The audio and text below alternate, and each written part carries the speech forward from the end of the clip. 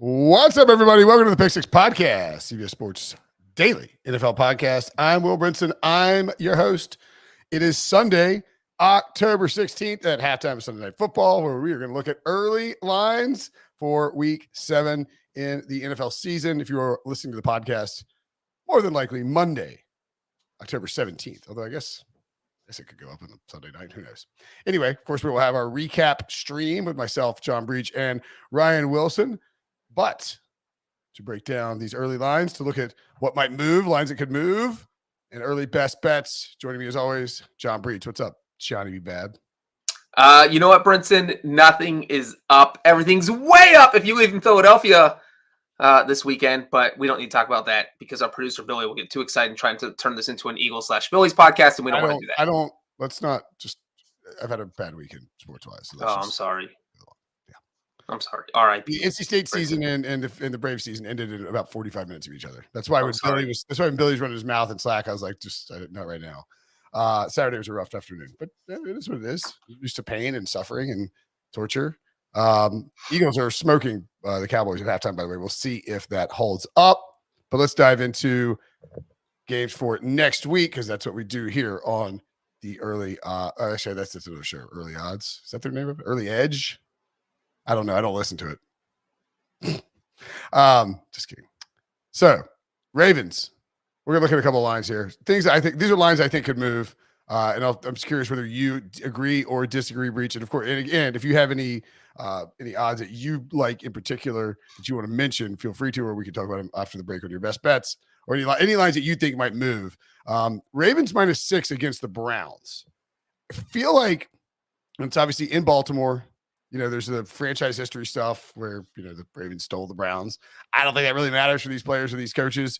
What I think does matter is the fact that the Ravens are unable to really stop anybody. Like Danny Dimes was throwing all over him. The Giants came back against him and won the game. And I think this line could move from Ravens -6 down to something closer. I don't know if they get down to 3, but I think that the Browns will get some love in the public. And as a result, we see that this line drift a little bit off of 6. Yeah, you know what? They did struggle to stop Saquon Barkley and Danny Dimes, but I will say one thing about the Ravens is that they do usually show up for divisional games. So I could see this one sitting pat. And also, Lamar Jackson has won 4 straight games against the Browns where he has started the entire game. He got knocked out of a December game last season after, I think, the first quarter, sometime in the first half, and the Browns won that. Are you counting the poop game? I'm counting everything except for the one from December where he had to leave after 4 passes. So I think that counts. So Lamar usually plays, but we saw what they did against the Bengals. Their defense absolutely shut down Cincinnati for the most part. Maybe they can do it against the Browns. So yeah, 6 feels about right. I don't know, man. 6 feels pretty steep for a team that is 26 in the NFL in DVOA against the run. But the one thing I will say though about the Ravens is, yes, they're 3-3, but all 3 losses they had a double-digit lead and blew it. Well, that's not really a strong case for why you should take the Ravens. But I mean, it may not be, but then it makes you feel like, hey, maybe they'll have a double-digit lead in this game, and then maybe they actually won't blow it. But they're good enough to get a double-digit lead. That's what I'm saying. For sure. The Browns really struggled against the Patriots at home. The Pats, in terms of run defense by that same metric, are actually worse, two spots worse than the Ravens. So maybe that's something to look for. Like if Baltimore can get the problem with the Browns is if they can, to your point, if the Ravens can get a lead, it's sometimes hard for a team like the Browns to storm back because they are a run-based team. So, I just think that this will shrink a little bit just based on the fact that the Ravens have coughed up those leads. We shall see, though. I could be putting a lot of pressure on me to figure out which lines are going to move. Raiders -7 currently against the Houston Texans in an afternoon slot. I think, you look at a total of 44 here. I could easily see this line drifting past that key number. Maybe I'm wrong, and people want about the Raiders who are coming off they are coming off they're coming off both teams coming off a bye. Yeah, both teams coming off a bye. Both teams probably needed the bye. The Texans aren't very good. The Raiders are probably better than we think. or better than their record says that they are. They are currently in last place at 1-4 in that division. The Texans 1-3-1. I just don't know that a 1-4 team that likes to keep all these games close every week necessarily should be a 7-point favorite, even if it's at home and against a Texans team. I could see this one coming down a little bit. Obviously, it has to cross 7, which is a key number, but I could see it dropping a little bit depending on injury reports and all of that. The one other thing that I guess we haven't factored in, Breech, I haven't really thought about it. We talked about it before the season, but how have opponents looked coming to Vegas? Because that's, you go to Vegas, you party. Like the Broncos look lethargic. Not that I think that Russell Wilson was out getting loose. And then the only other home game that they've had was, I believe, against the Cardinals, who they lost to after the Cardinals started very, very slow. So maybe that's 20 to nothing at halftime in that game. Interesting. And it was 19-16 against the Broncos in that game, and they outscored them 13-7 in the second half. So they didn't really start slow, but I mean, it's hard to know whether the Broncos are starting slow or the Broncos are just meh. Yeah, no, Brinson, the I think the Broncos game was 30. The Raiders scored in the 30s in that game. I don't remember the exact final score. 32-23. Yeah. In the first half, it was 19-16. Oh, yeah, so there was no slow start. That's what you were saying. So the interesting thing about the Raiders is that, like, we don't know for sure. What if the NFL just surprises us with the Devontae Adams punishment and says, all right, he's out one game. Good point. Because of that whole thing. So that's something you got to keep in the back of your mind, because they were on a bye this week, so the NFL was in no rush to get anything done. And maybe they wait until the end of until this legal situation plays out, but it's pretty insane. And that's something that could move the line also. So yeah, a team that's 1-4 and it keeps blowing games, I do agree with you. I don't know that you can trust them with 7 points. Yeah, it's seven points with a team that costs up leads a lot. That's sort of the same theory on the Ravens, right? Is that this is a team that maybe can't put teams away. The Patriots -7.5. They are at home on Monday night against the Chicago Bears. A total of 39. Look, Chicago just lost at home to the Washington Commandos. Sorry, I'm breaking my vow to never say Commanders. The Patriots looked very good against the Browns. They absolutely throttled them. And I think that this is a spot. I talked about this on either the recap show or when we did early odds last week, where it's like Bill Belichick has to look at this schedule and think, I can get back in the playoff hunt very, very quickly if I can beat these teams I'm supposed to beat. The Bears are not a good football team. I don't know why anybody would attempt to suggest that they're a good football team. And you saw Ramondre Stevenson looked really good, 2 rushing touchdowns, 19 carries, 76 yards. Bailey Zappi stepped in and threw for 309 yards and 2 touchdowns on 24-34. Like, maybe this guy is the new, like, maybe he's Mac Jones, Tom Brady. Like, Mac Jones is Drew Bledsoe and he's Tom Brady. I mean, I don't think that's the case, but I mean, impressive start for Bailey Zappi so far in his career, at least in terms of, where his pedigree is and the pressure being put on him. So, first Monday Night Football game, having to do it in prime time at home is not easy, but I just think the Bears are a very bad team that, 25th against the run, which does not match up well for the Patriots. I could see this line creeping a little closer to double digits. And not even 25th against the run, but you're talking about their offense cannot score points. This is a team that has scored 12 or fewer points in 3 of their 6 games. And now they were playing a Patriots team that shut out a team in week 6, which is almost impossible to do in the modern NFL. There's only been 2 shutouts all year. Held the Cleveland Browns to 15 points. Belichick has been sitting in his man cave, drawing up these brilliant defensive game plans. He is not going to let his team overlook the Browns. So yeah, this could be a thrashing. Yeah, and yeah, I mean, he's not going to overlook the Browns. He's not going to overlook the Bears. All these games are going to matter for him. He's going to make sure, the Bears get an extra couple of days of rest. I'm not sure that matters. It'll be a hostile environment because the Patriots are kind of, they're now 3-3. They're back in the mix. I mean, it's crazy. The Browns were could have been 5-0 before this week, and first place in the AFC, and waiting for Deshaun Watson to come back, and then now all of a sudden they're 2-4, and the Pats look like a very competent team. The AFC East is actually really good. Really good. It's and the Browns hate the AFC East because they lost to the Patriots, they lost to the Jets in that crazy one. Poor Browns. Excuse me. Dolphins -6.5. I think is a possible mover here, and that's mainly based on the fact that we don't know exactly what the quarterback situation will be. It does seem like it will either be Teddy Bridgewater can definitely play in the game, and Tua Tagovailoa likely to play in the game because he actually cleared concussion protocol. Or no, maybe not likely. possibly playing the game. He cleared concussion protocol before week 5 and was and was asked to, not play. And I think they want to be cautious with him. They don't want to force him out there. So I would say that there's a chance that this line moves more if Tua is cleared to play. I could see that going above 7. The Steelers do not look like a great football team, and I bet that Kenny Pickett cannot. Oh, the Steelers beat the Bucs, obviously, but they don't profile as a great football team on the road in South Beach, and it's like prime time. And I would guess that Kenny Pickett is not going to play because he is in concussion protocol. Yeah, and the one thing about the Dolphins, there was a report over the weekend, I think, that Tua is almost certainly going to start, assuming he doesn't have any setbacks this week in practice. And you look at what the Dolphins have done. Obviously they started 3-0, but they lost to a good Bengals team. They lost to the Jets because everyone got injured. Teddy goes down, and Skylar Thompson is in there, and just their offense was just totally thrown out of whack. And then with the Vikings, you have Skylar Thompson, and again, the quarterback who starts the game for you gets injured. You're playing your second quarterback who didn't take that many reps all week in practice, and you still keep the game close.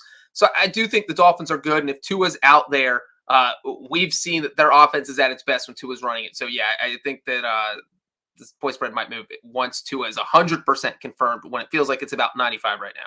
Yeah, like if Tua is confirmed, I think this goes above 7. So like that's kind of a huge. I mean, not kind of. It is a huge number. Like you want to get it before it goes above 7. If you're laying the points with the Dolphins, if you like the Steelers, I think you wait on this game. The Jaguars -3 at home against the Giants. The Jaguars just coughed up a really bad loss to the Colts. I don't really even understand how he was able to. I don't understand how they were able to score that touchdown there at the end. Like, it was insane. Like, the Jaguars had looked pretty good. I thought Trevor Lawrence played one of his better games of the year, 20-22, 165 and a touch. And then the Colts just pulled it out. And now the Colts are 3-2-1. And the Jaguars are 2-4. And that division is flipped on its head. And I think that the Giants, who are 5-1 now, after stealing a win against the Ravens, you could see that line trickle down a little bit. Getting 3 with the Giants, I kind of like it getting 3 right now, because I think it comes down maybe more of a pick 'em. Yeah, and I don't know that we know how good Jacksonville is, because look, this was a Colts team they shut out, and also a Colts team that has been horrible on offense pretty much all season. I mean, I don't know how they put up 34 points when you consider that the last time we saw them, that crazy game against the Broncos where everyone fell asleep, they only scored 12 points. And the week before that, they somehow beat the Chiefs, only scoring 20, and then they scored 0 against Jacksonville. So they had a rough string of games. They were the NFL's lowest scoring team going into this game, somehow scoring 34. So that's a lot to give up if you are Jacksonville. And the Giants are a good team. So I was actually somewhat surprised by this point spread. And yeah, I could see it moving toward New York. Yeah, absolutely. Because Brian J says in the comments, what? How is Jacksonville favored? Like, I was kind of, I wasn't shocked that they were favored, just shocked that it was like 3 points and not like a pick 'em. People are really mean in the comments tonight. What's going on? A bunch of State fans or like Braves fans. My goodness gracious. Yeah, I think you tried to get on that line earlier than possible. If you like the Giants +3, you actually had them at +2.5. Was it +2.5 earlier and it's moved to 3 already? Interesting. So I was just dead wrong. I think that comes back the other way. I'd be surprised if the Jaguars were more than 3 against the Giants. Tampa -10. The Buccaneers are heading to Carolina to play the Panthers.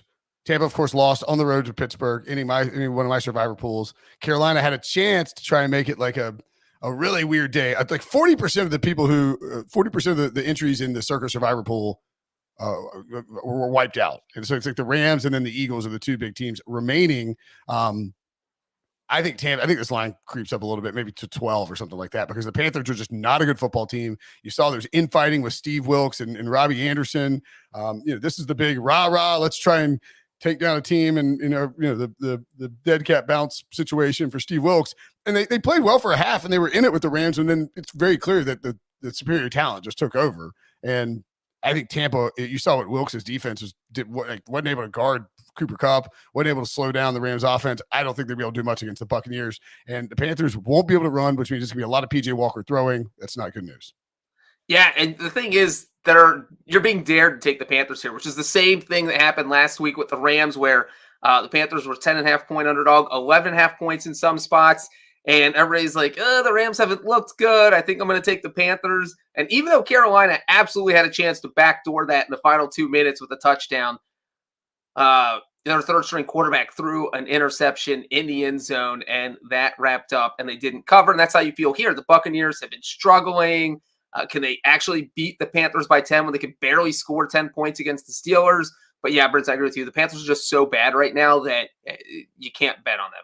Yeah, again, I just think you look at this game and it screams Buccaneers blowout, bloodbath for my parents are actually going to that game. They got one game this year for my cousin, and she gave they picked the Buccaneers game because they didn't want to watch Tom Brady. I told it was my idea. I was like, if you're going to go to one game, like all these games could stink, but just make sure you go see Tom Brady once before he retires.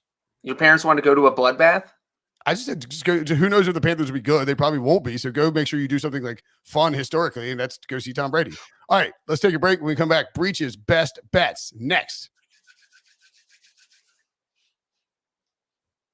All right, Breech, you got 4 early best bets for next week. Wow. And you're going to start by completely fading your own football team.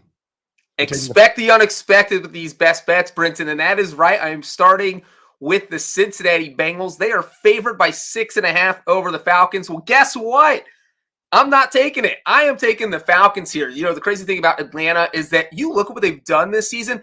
Arthur Smith has devised this crazy little offense with Marcus Mariota and this rushing attack that NFL defenses just aren't used to it. And so we're seeing them put up huge numbers. We saw Marcus Mariota dissect the 49ers, 13 of 14, 2 touchdown passes, a touchdown run, plus I think like 60 yards rushing. And you look at what the Bengals did against the Saints, they gave up over 200 rushing yards. I think the Falcons are going to be able to run the ball. They're going to be able to control the clock, which is going to keep Joe Burrow off the field and keep this from turning into a blowout. And also, you know, if you've watched any Bengals games, you already know every game they play is close. 4 of the 6 games they played in the season have been decided by 4 points or less. So I like the Falcons to cover the 6.5. Yeah, I don't mind that. That could be one that actually could move too, like because the Falcons are just staying in games and they keep hanging around and they like to backdoor cover. I think they have 2 different backdoor covers where they're like 6-0 against the spread. 6-0 against the spread, right? But they have 2 like they had no business covering against the Rams and the Buccaneers, and they just sort of stormed back late. So you got to give them credit for that. Smash the like button, by the way, if you're listening, if you're watching the podcast on YouTube or at any point, whether it's live or later. I like that early Falcons look.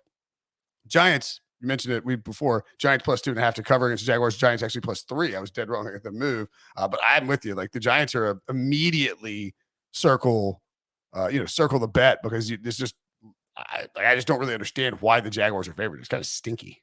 I think the one reason I can see Jacksonville or why they're favored by 3 is I think they have the second or third best rushing defense in the NFL. They're only giving up like 90 yards per game.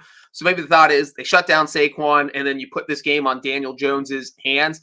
But but the thing is, like the Giants are good. Their defense is good.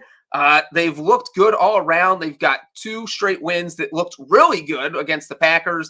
And then on Sunday against the Ravens where they were really impressive with the come behind win.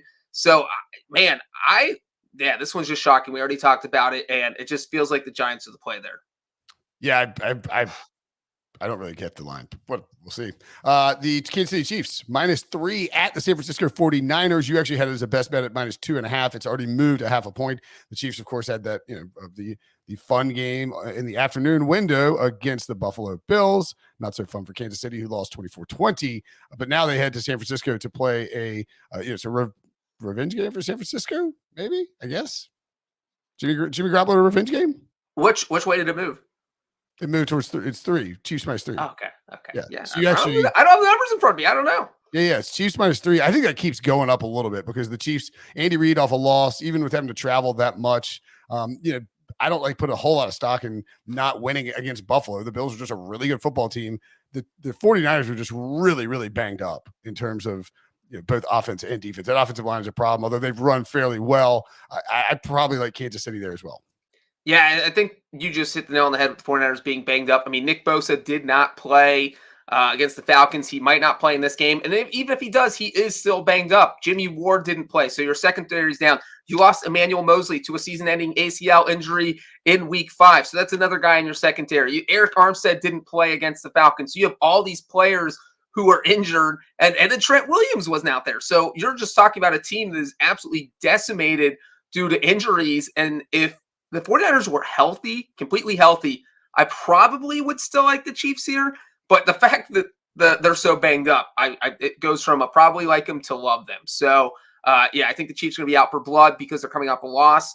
And at 3 points, I really like Kansas City. It goes up 3.5, a little more dicey, but 2.5 to 3, I definitely like Kansas City. Yeah, San Francisco got a great defense, but if they're that banged up, it's gonna be tough to stop Patrick Mahomes. Again, Mahomes coming off a loss. I think the team bounces back pretty good if they get some of their guys returning. And Kansas City is a top 10 team against the run by DVOA on defense, which is huge if you're going up against the Niners, because you basically want to make Jimmy Garoppolo beat you. And if you try to do that, I think this could swing heavily in Kansas City's favor. Finally, you like the Jets to cover against the Denver Broncos. Jets plus 3.5. Make sure that line hasn't moved. Oh, it's down to 3, actually. Broncos are -3, -120. Yeah, the Jets are the underdog here. Maybe the odds makers just hate the New York teams. They're not buying into it. We have the Giants as underdog to Jacksonville. We have the Jets as an underdog to the Broncos. Look, the Broncos have a very, very good defense. It's the only reason they've won games. It's the only reason they've stayed in games. We know that. But the Broncos offense hasn't proved anything all year. They've been bad all year. We've seen the Jets. They have a good defense. Their offense is looking better every single week. Breece Hall is a beast. You look at their receivers, Garrett Wilson, Corey Davis. I just think that they can score a little bit on this Broncos defense. But more than that, I'm not sure the Broncos can score on the Jets defense, and that would be the problem here. And so if you're going to give me 3 points, I'm going to gladly take them, and I would take the Jets here. Yeah, I think I'm taking the points with the Jets too. Robert Saleh looks like he's got this team cooking, and Zach Wilson playing well enough. Breece Hall is a stud, and Denver I just can't trust Denver. Even especially in like a sleepy little 4:00 in the afternoon window. I'll back you on that. I think the Jets are a good pick. And I know it's -3, -120, so it gets moved back up to 3.5. I think it's more likely to get to like 2.5, honestly, than it is 3.5. Yeah, I could see that happening. Yeah. All right. Those are Breech's best bets. Those are my early movers. Movers and Thanks shakers. for watching. Movers and shakers. Thanks for watching. Thanks for listening. For Breech, I'm Brinson. We will talk to you guys after the Sunday Night Football. Come join us for the recap stream, of course. Thanks for watching. Thanks for listening. Talk to you guys later.